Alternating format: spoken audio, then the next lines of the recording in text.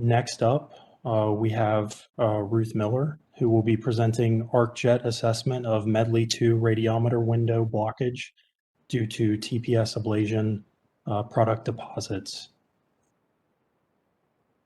Ruth Miller is an aerospace engineer in the Entry Systems and Vehicle Development Branch at NASA Ames Research Center. Her work focuses on improving atmospheric entry instrumentation technology. She earned her PhD in aeronautics and astronautics from Stanford University. Ruth, I see your slides, so it is all yours. Thank you.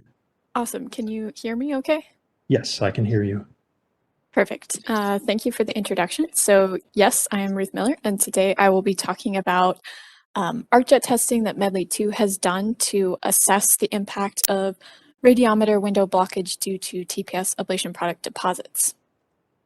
So to start with some background, Medley 2 stands for the Mars Entry, Descent, and Landing Instrumentation 2, and it was the sensor suite on the Mars 2020 aeroshell. The focus of this talk is on the radiometer, which was located on the back shell at the MTB-09 location on the lee side of the vehicle. And it was located next to a total heat flux sensor at the MTB-08 location. And you can see these two sensors pointed out in the picture. You can also see photos of the sensors themselves in the bottom right. The total heat flux sensor measures the total heat flux, so that's the convective heating plus the absorbed radiative heating. And the radiometer is a specialized version of the total heat flux sensor in that it consists of a Schmidt-Bolter gauge, which is what the total heat flux sensor is, but then it also includes a sapphire window above the Schmidt-Bolter gauge, and that blocks the convective heating, enabling us to measure the radiative heating. So this is a brief look at the flight data compared to predictions. If you want a more thorough look at the flight data, I'll direct you to this SciTech paper. To start with the total heat flux sensor, the solid black line is the actual flight data. The black circular markers are our predictions at the location of the total heat flux sensor. And then these purple diamonds are the ratio of the measurement divided by the prediction. So you can see that we have pretty good agreement between the total heat flux sensor flight measurements and the model predictions.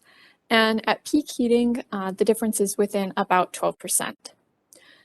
So since the total heat flux sensor was located right next to the radiometer, and the measurements and the predictions at the total heat flux sensor exhibited pretty good agreement, we can assume that the predictions at the radiometer location are reasonable. So if we jump over to the right-hand side and look at the data for the radiometer, again, the black line is the flight measurement. The blue squares are our predicted radiative heating. And then once again, the purple diamonds are the ratio of the measurement to the prediction. So you can see that this ratio approximately linearly decreases throughout the entry heat pulse, and then it flattens out. Both of these observations are consistent with blockage due to ablation product deposits on the radiometer window. At the end of the heat pulse, this ratio was about 0.5, which means we have about 50% signal loss. And this motivated us to do some additional characterization work to understand the impact of ablation product deposits on our radiometer. So Medley 2 actually conducted 3 rounds of ArcJet testing to look at this. The 2 that are shown on this slide were conducted pre-flight. So the first one was done in NASA Ames's miniature ArcJet test facility. And the test articles for this testing consisted of samples of Pica and SLA and had radiometer windows embedded in them. So they were not full radiometers, they were just radiometer windows. And you can see the radiometer windows post-test in the upper right-hand side. And you can see all of the ablation product deposits on the window. So we took pre and post-test window transmission measurements to quantify the attenuation due to the deposits. And we also performed XPS analysis to quantify the elemental composition. So the full results from this testing are documented in this aviation paper. And I will be showing briefly the transmission measurements later in this presentation. The second round of ArcJet testing that Medley-2 conducted was backshell qualification testing. And this testing was done in Ames's panel test facility as part of PTF 162. So in this testing, we had full panels of SLA. You can see in the photo in the bottom right. And these panels had full radiometers embedded in them in a flight-like manner. For qualification testing, our applied heat flux and pressure were pretty close to what we saw in flight, but the heat load was more than double the flight heat load. This was just because we were doing qualification testing. And similar to our miniature ArcJet testing, we performed post-test window transmission measurements, which I'll show later, as well as XPS analysis. And the full results from our qualification testing are documented in the SciTech paper noted here. But the focus of this talk is more on the post-flight ArcJet testing that Medley-2 conducted. This was once again conducted in Ames's panel test facility as part of PTF 166. So the test articles for this testing were once again SLA panels with embedded Medley-2 instrumentation. So we had 4 panels, and each panel included 1 radiometer as well as 2 to 3 what we called window holders. You can see a schematic of what a window holder is in the lower right. So it consists of a copper housing with the same form factor as the radiometer and a sapphire window with the same dimensions as that of the radiometer. But the window is held in place at the tip of the copper housing using a compression spring and a retaining ring. And this was just done so that we could easily remove the window post-test for our post-test characterization. One other thing to note is 3 out of our 4 panels had white thermal control paint to mimic the flight configuration. And you can see the white paint in the figure. One of the panels did not have paint. So there were 3 test objectives for our post-flight testing. One was to select the test conditions to approximate the flight conditions. The second one was to measure the time-varying ablation product deposition on the radiometer window. And to do this, we used a laser outside the PTF chamber to illuminate the embedded radiometer. And I'll talk about this more on the next slide. And then the third test objective was to include PICA ablation products on a best effort basis. So to do this, the conditioning plate and the leading edge were made out of NuSil-coated PICA. So a little bit more about the laser setup on top of the PTF. So we used an external cavity quantum cascade laser. You can see it in its laser enclosure here. The beam from the laser was directed at a protected aluminum mirror and then directed through a sapphire window in the top of the PTF and aligned with our radiometer embedded in our panel inside the PTF chamber. This enabled us to measure the time dependence of the ablation product deposition on the radiometer window. And the wavelength for this laser was set to be 4.3 microns. And this was chosen since that wavelength has been shown to be one of the major contributors to radiative heating for Mars entry. So here are just some photos. On the left, we have all 4 panels pre-test, and you can see panel 505 here is the one without that white thermal control paint. Next, we have all of our post-test photos.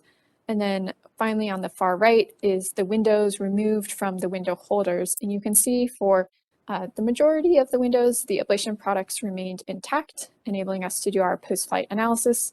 There was one window where the ablation products flaked off, so we won't be looking at that one. So this is our first look at the test data.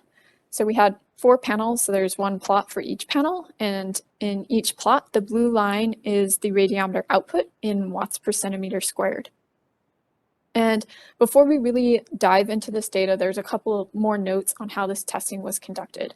So for run 1, we used the standard facility -5-degree table angle while setting the condition, 0-degree table angle during the test time, and then -5-degree table angle before arc off. But in doing this, we realized that raising and lowering the table resulted in laser misalignment. So if we look at this plot in the upper left, you can see our initial aligned laser, our radiometer was reading about 2.1-ish watts per centimeter squared. But then when we get to the table uptime, we're only reading about 1.4 to 1.5 watts per centimeter squared. So to combat this, for runs 2, 3, and 4, the table angle was set to 0 degrees for the entire duration. To assess if there was further laser misalignment for runs 2, 3, and 4, we did attempt to realign the laser after arc off and during cooldown. And for run 2, we were not able to increase the signal, which indicated that the laser remained aligned throughout testing. But for runs 3 and 4, we did see a slight increase in the signal during realignment, indicating the laser did become misaligned. So on the next slide, when I dive more into the results, I will have accounted for this. The last note here on this slide is that for some of these runs, you can see the radiometer output increases at arc on, and then it rapidly decreases at arc off. And this has been attributed to flow radiation, since the same magnitude was measured during Medley 2's qualification testing. So this plot shows the same data as the previous slide. I've just normalized it with respect to its initial output and plotted all 4 runs on the same plot. So you can see that for all 4 runs, the radiometer output decreases approximately linearly throughout the test time. And this is a similar result to our measure divided by predicted ratio calculated from the flight data. So that level of consistency was nice to see. The other thing that we can look at is the signal loss. So for runs 2 and 4, so in this plot, that would be the orange and the purple lines, the signal loss at the end of the test was about 32%. Run 4 was that panel that did not have the white thermal control paint. So the nearly identical signal loss indicates that there's minimal difference between paint and no paint, at least at 4.3 microns. We'll see later in the transmission data that this is not the full story. For run 3, that's the yellow line here in the plot, the signal loss was about 36% at the end of the test. Compared to runs 2 and 4, run 3 had about an 8-second longer duration. So the duration here nominally was 33 seconds, so this is about a 24% longer duration. Run 3 also had a fresh Pica NuSil conditioning plate and leading edge, so there's also potentially more silicon deposition occurring in run 3. Determining the signal loss for run 1, which is the blue line, was more difficult due to the laser misalignment. But if we define the signal loss with respect to the radiometer output at table up, as is done in this plot, the signal loss directly before table down is about 40%, so it's on the same order as the other 3 runs. So now looking at post-test transmission, this plot has a lot going on, so we're going to step through it. The black line here is the pristine radiometer window transmission. Light blue, dark red, and brown are from Medley 2's miniature arcjet test. The green line is from Medley 2's qualification testing. And then these 4 remaining lines, blue, orange, yellow, and purple, are from this post-flight testing. So blue, orange, and yellow are our first 3 panels that had the white paint, and you can see that they all have similar post-test transmissions. The purple line was from run 4, and it's the panel that does not have paint, and you can see that the absorption feature here at 4.5 microns is less severe.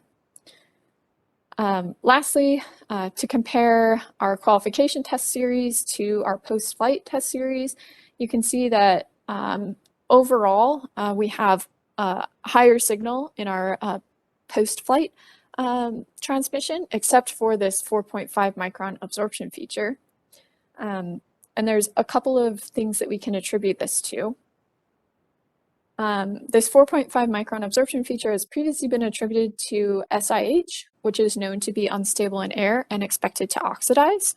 Our qualification, our post-qualification test series transmission measurements, so the green line, those were taken about a year and a half after testing due to COVID reasons, whereas our post-flight ArcJet transmission data was taken about a month after testing.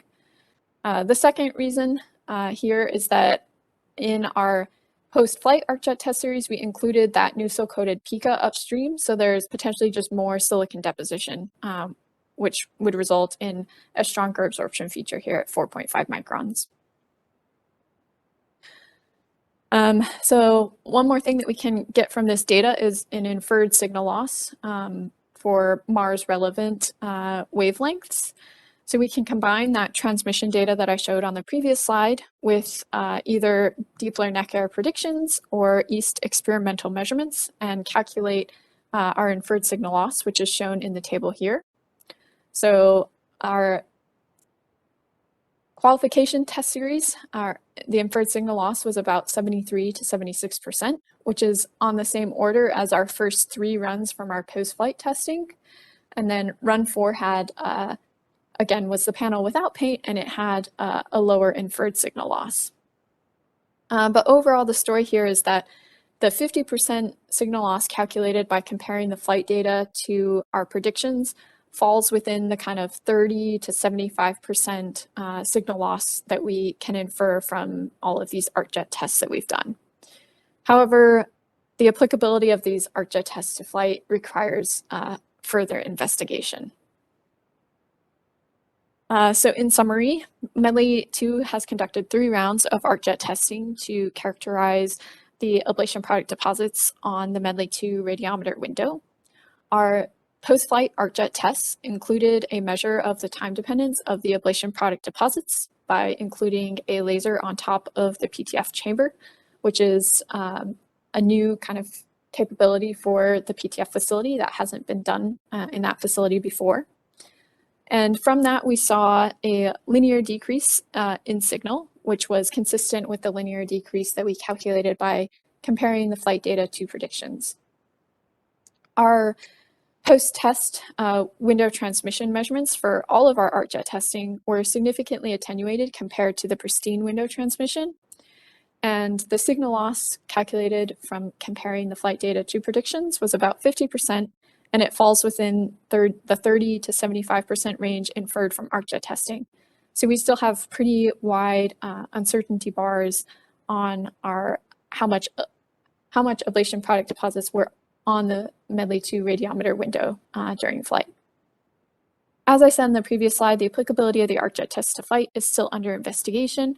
And here I list a bunch of the things that need to be looked at, but rather than reading them all out to you, you can read them, and I will just jump ahead and say that that was all that I had to say, and I'll be happy to take any questions. Awesome. This is really interesting work, Ruth. Thank you very much. We might have time for one quick question.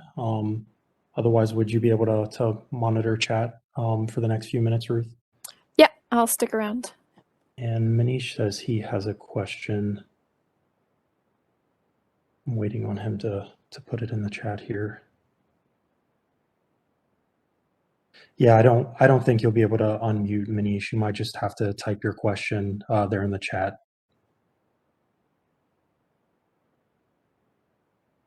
JB asks what you would attribute the linear decrease in signal over time to. At this point, just the building up of ablation product deposits over time. This was the first time that we've tried to look at that. All of our previous testing, we've only had like pre and post test comparisons. Yeah, so that's kind of where we're at with that. We don't have a great reasoning for it at this moment.